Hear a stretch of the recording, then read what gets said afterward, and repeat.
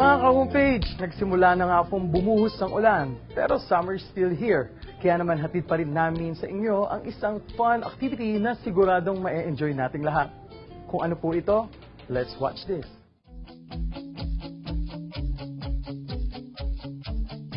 Nandito po ako ngayon sa Tarlac City upang subukan ang motorsport na kart racing o tinatawag nilang karting. At tulad nga ng ibang sports, napakahalaga ng safety na ito. Kaya naman importanteng malaman natin ang mga do's and don'ts ng sports na ito. To tell us more about karting, makakasama po natin ngayon, Sales and Marketing Officer of Kart City, Mr. Pio Arugay. Good morning, sir. Can you give us a little background about karting o tinatawag nilang kart racing? Ang karting o ang kart racing ay isang uri ng motorsport. So, yung mga magagaling na F1 driver, nagsimula sila sa pagre-race o pagkakarera using the go-kart. Go-kart is a very affordable way of enjoying motorsport. At dito sa Tarlac, ino-offer namin ito sa aming mga parokyano, sa aming mga bisita, sa aming mga kaibigan, upang naman masubukan nila ang sarap at ang sabihin na lang natin, competitiveness experience motor racing. Actually, ang mga pwedeng gumamit ng fun carts, marami yan. Pwedeng babae, pwedeng lalaki, pwedeng bata, okay? Pwede ring matanda. Okay? But to be very sure about it, 4.5 feet, okay? Para dun sa mga medyo bata pa, 4.5 feet. Meron din kaming double cart, okay? Para pwede yung mga bata na 3 feet pero hindi mag-exceed ng 4 feet, okay? Pwede silang iangkas ng kanilang mga magulang or ng mga guardians. And I think everyone will enjoy riding the carts. Kung ikaw ay gagamit ng mga fun carts or gagamit ng mga go-karts, okay? Unang-una, mangangailangan ka ng driver's helmet, okay? Gloves, okay, ng driver's gloves, okay, mangangailangan ka ng tinatawag nilang hairnet kung ikaw ay kung mahaba ang buhok mo para mai-pack in mo siya sa iyong helmet. Normally, meron kang race suit na kailangan ding isuot at kailangan naka-closed shoes ka. Ang do's and don'ts, napakarami niyan pagdating sa go-karting, okay?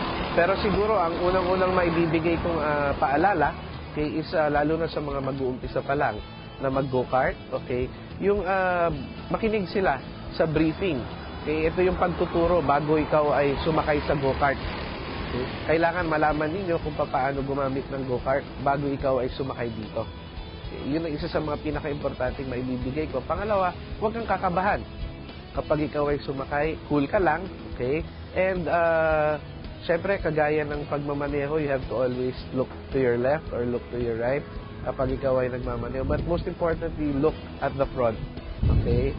Kung ikaw naman ay makikipagkarera, make sure, okay, that you know how to use the gas pedals and the brake pedals para hindi ka makaka-aksidente ng kapwa mo driver. Okay? So, be cautious when you are driving because you'd want them to be cautious to you. You'd want the other drivers to be courteous to you as well.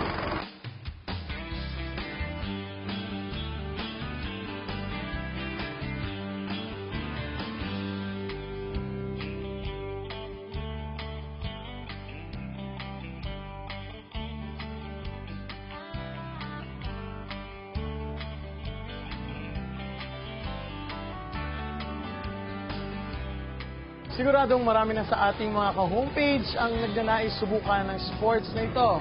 Sir, would you like to invite our viewers para subukan tong kart na ito, kart racing na ito? Okay, para sa ating mga nanonood ng homepage, nagagalak akong imbitahin kayo na pumunta dito sa Tarlac City. Okay, bisitahin ninyo kami dito sa Kart City. Okay, kami ay located sa likod ng LC Building, San Roque, Tarlac City. So, for those who want to feel the speed, those who want to feel the competitiveness, those who want to have fun, okay, bring your families along with you, mga kaibigan, mga kabarkada, mga kapamilya, lahat kayo mag-enjoy ng go-karting dito sa Kart City. Once again, maraming salamat po ulit, Mr. Pio Arugay. Ayan, isang Sales and Marketing Officer of Kart City. Diyan lamang po kayo mga ka-homepage dahil magbabalik pa po ang homepage.